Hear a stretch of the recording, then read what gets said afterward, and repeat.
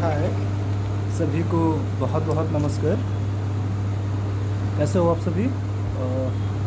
आज का जो मेरा ये वीडियो मैं शूट कर रहा हूँ ये मेनली उन एस्पिरेंट्स के लिए है, जो उन स्टूडेंट्स के लिए है जो कॉम्पिटिटिव एस्पिरेंट्स हैं, जो किसी गवर्नमेंट एग्ज़ाम के लिए प्रिपरेशन कर रहे हैं या एंट्रेंस एग्ज़ाम्स के लिए हैं, जैसे आपका नीट है, जेईई है। तो कैसे प्रिपरेशन करनी चाहिए और क्या रिक्वायर्ड चीज़ें हैं इसके लिए जो आपको सक्सेस दिला सकती हैं इस फील्ड में। तो जैसा हम लोग जानते हैं कि कोई बच्चा अगर अपने व्यूज़ को एक्सप्रेस करता है और ये कहता है कि मैं कुछ करना चाहता हूँ, पढ़ लिख के ये काम करना चाहता हूँ, तो मोस्ट ऑफ द टाइम्स उसको रिप्लाई मिलता है कि अगर ये करना चाहते हो तो मेहनत करो। तो क्या मेहनत किसी काम के लिए एक्सक्लूसिव है? क्या मेहनत करने से ही जो आप अचीव करना चाहते हैं लाइफ में वो अचीव कर लेंगे? आप इसमें थोड़ा सोचें कि अगर मेहनत करने से आप अचीव ही कर लेंगे, मेहनत करने से कुछ मिल ही जाएगा। दुनिया में सारे लोग मेहनत कर लें फिर किसी चीज़ के लिए, और मेहनत करने के बाद सबको कुछ ना कुछ अचीव्ड हो ही जाएगा, तो फिर कोई दिक्कत तो रहेगी ही नहीं ना। तो लॉजिकली इसमें सोचें, क्योंकि मेहनत किसी भी चीज़ के लिए फंडामेंटल है, बिना उसके तो कुछ होएगा ही नहीं। लेकिन एब्सोल्यूट नहीं है भाई कि आप मेहनत करते हैं तो आप सफल ही हो जाएंगे लाइफ में। तो ये वीडियो थोड़ा सा लॉन्ग हो सकती है, लेकिन इसमें बहुत सारे इंपॉर्टेंट पॉइंट्स मैं मेंशन करूँगा जो आपको आपकी प्रिपरेशन में बहुत स्ट्रांगली ग्रेटली असिस्ट कर सकते हैं, और आप जिस भी एग्जाम की प्रिपरेशन कर रहे हैं उसे सक्सेसफुली क्रैक कर सकते हैं। तो फिर से हम टॉपिक पे बैक आते हैं कि मेहनत ज़रूरी है, लेकिन मेहनत एब्सोल्यूट नहीं है, एक्सक्लूसिव नहीं है कि आप मेहनत करते हैं तो आप सफल ही हो जाएंगे। तो फिर क्या करना चाहिए?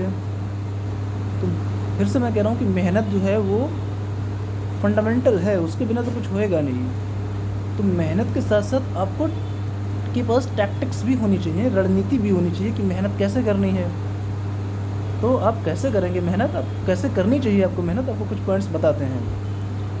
फर्स्ट ऑफ ऑल तो आप जिस भी एग्जाम की प्रिपरेशन कर रहे हैं उसके एटलीस्ट 10 प्रीवियस ईयर्स के मॉडल पेपर सॉल्व करें। पेपर्स में ये नोटिस करें कि क्वेश्चंस का लेवल क्या है, किन किन टॉपिक्स से क्वेश्चंस पिक किए गए हैं, प्रीवियस ईयर्स में कट ऑफ कितना रहा है, आप जब मॉक्स में अपियर हो रहे हैं तो कितना स्कोर कर पा रहे हैं। दूसरा, बुक्स पढ़ना होता है।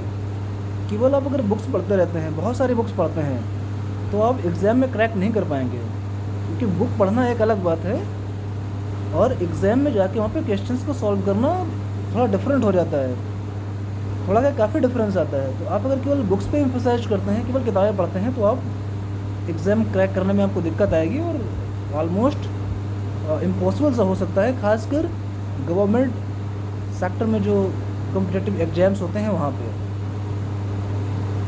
तो आपको बताया कि आप मॉक्स दें, प्रीवियस ईयर्स के क्वेश्चन पेपर्स को सॉल्व करें, उसमें पैटर्न को समझें, लॉजिक्स को समझिए। क्वेश्चंस जो सेट किए जाते हैं वो किस और किन लॉजिक्स में बेस्ड होते हैं, क्या परसेप्शन रहती है एग्जामिनर की।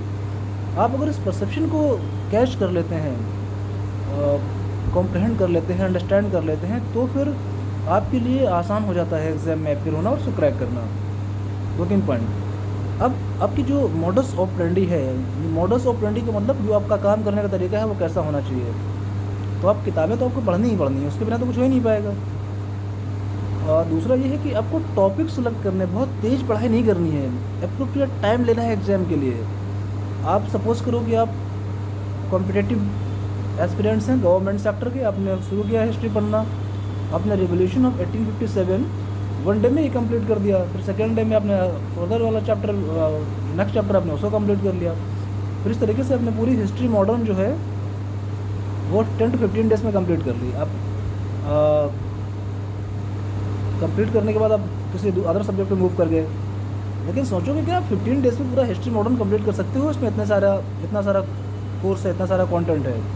आप रिवोल्यूशन पढ़ोगे 1857 की, फिर आपको पढ़ना है गवर्नर जनरल ऑफ बंगाल, फिर इसके बाद गवर्नर जनरल्स ऑफ इंडिया, इसके बाद वाइस रॉयस ऑफ इंडिया, इसके बाद आपको नेशन मूवमेंट भी पढ़ना है। तो इसके बाद आपको लैंड रिफॉर्म मूवमेंट्स भी पढ़ना है, इसके बाद इंडियन रेनेसेंस के बारे में भी पढ़ना है। तो इतना सब आप 15 डेज़ में कवर नहीं कर सकते हो भाई, और आप कर भी लोगे तो आप एग्ज़ाम में ठीक से कर नहीं पाओगे। आपके पास कॉन्फिडेंस का लैक रहेगा क्योंकि आपने बहुत तेज़ी से काम किया है। तो आपको करना क्या है कि आप अगर पढ़ते हैं 1857 का रेवोल्यूशन, तो आप उसको 7 to 10 डेज़ तक पढ़ें लगातार, लिख लिख के पढ़ें, समझने का प्रयास करें कि ऐसे सोचेंगे तो पढ़ाई थोड़ा आसान हो जाएगी। सपोज़ 1857 का रेवोल्यूशन हुआ, तो आपको एक फैमिली के तरीके सोचना है कि कोई घटना अगर हुई है तो कोई वजह रही होगी होने की। तो अगर रिवॉल्यूशन हुआ तो कुछ वजह रही होंगी, कुछ कॉजेज़ रहे होंगे उसके होने के, कुछ कारण रहे होंगे, तो उनको आप समझिए क्या कारण थे। फिर अगर घटना कहीं हुई तो कोई प्लेस, कोई जगह रही होगी जहाँ हुई होगी। घटना जब हुई होगी तो कोई ईयर रहा होगा, कोई टाइम रहा होगा उसका, कुछ लोग उसमें इन्वॉल्व रहे होंगे, उसके कुछ कॉन्सिक्वेंसेस रहे होंगे। कोई अगर विनर है तो वो विनर क्यों है, कोई लूज़र है तो वो लूज़र क्यों है, उसके कॉन्सिक्वेंसेस क्या रहे। इन चीज़ों को आप जब ऐसे सोचेंगे एक फैमिली चार्ट बना के, तो आपके लिए समझना आसान होगा। फिर आप लेस एफर्ट्स में मैक्सिमम आउटपुट ले सकते हैं उससे। तो हेस्ट ना करें, पहला ये प्रॉपर टाइम दें, क्योंकि हेस्ट करने से आपको कुछ मिलना नहीं है, आप टोटली अपना टाइम वेस्ट कर रहे हैं, अपनी फ्रस्ट्रेशन को बढ़ा रहे हैं। दूसरा, आप कंसिस्टेंसी बना के रखें, लगातार काम करें, गैप्स ना लें ज़्यादा। तीसरा पॉइंट ये है कि किसी एक सब्जेक्ट को बहुत ज़्यादा टाइम स्पेंड ना करें, कि आप मैथ्स कर रहे हैं तो आप मैथ्स में 2 आवर्स सेपरेटली आप मैथ्स में स्पेंड कर रहे हैं। आपने हिस्ट्री पिक कर ली तो आप 2 आवर्स से 3 आवर्स में हिस्ट्री किए जाना है, क्योंकि आपने मोटो सेट कर रखा है कि आपको हिस्ट्री का 1 चैप्टर 1 डे में ही कंप्लीट करना है। तो इस तरीके से आप अपने टाइम और अपनी एनर्जी दोनों को यूज कर सकते हैं।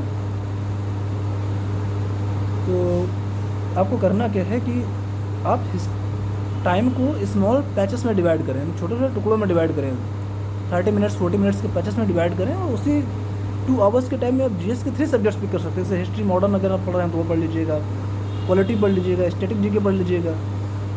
तो 3 सब्जेक्ट्स आप अगर 2 आवर्स में पढ़ते हैं तो आप लगभग उसी टाइम फ्रेम में अपने जीएस के 3 सब्जेक्ट्स कंप्लीट कर पा रहे हैं। तो इससे एक बेनिफिट क्या होगा कि आप इंडिविजुअली चैप्टर्स में ज़्यादा टाइम दे पाएंगे। ज़्यादा टाइम देंगे तो ज़्यादा समझ डेवलप होगी उसके बारे में। जब आप टाइम देंगे तो चीज़ें आपके माइंड में रिटेन करेंगे, रुकेंगी, उससे आपका कॉन्फिडेंस लेवल अप होगा। तो आप समझिए कि टाइम को स्मॉल पैचेस में डिवाइड करना है, हर सब्जेक्ट को थोड़ी थोड़ी देर पढ़ना है, कंसिस्टेंसी बना के रखनी है। सिर्फ किताबें ही नहीं पढ़ते रहना है, बल्कि प्रीवियस ईयर क्वेश्चन पेपर्स भी लगाने हैं। उसमें जो एग्जामिनर है उसके माइंडसेट को आपको अंडरस्टैंड करना है कि किस लॉजिक पे क्वेश्चंस आते हैं, अप्रोच क्या रखना चाहिए पेपर के वक्त। कंसिस्टेंसी बना के रखें और बहुत लेट आवर्स तक स्टडी ना करें नाइट में। हार्डली आपको 1 AM तक आप जा सकते हैं। इसके बाद आप साउंड स्लीप लें, नींद आप 4-5 घंटे की ना लें। अगर आप स्टूडेंट हैं तो आप ये इंश्योर करें कि आपकी नींद कम से कम 6 घंटे की हो और ज़्यादा से ज़्यादा 8 घंटे की हो। इसके बीच में आप कोई नींद ले सकते हैं। तो आप बहुत कम ना सोएं कि आप सोच रहे हैं कि आप 2 घंटे सो लेंगे, 3 घंटे सो लेंगे, आपका काम चल जाएगा, तो उससे नहीं चलेगा, उससे आपको लॉस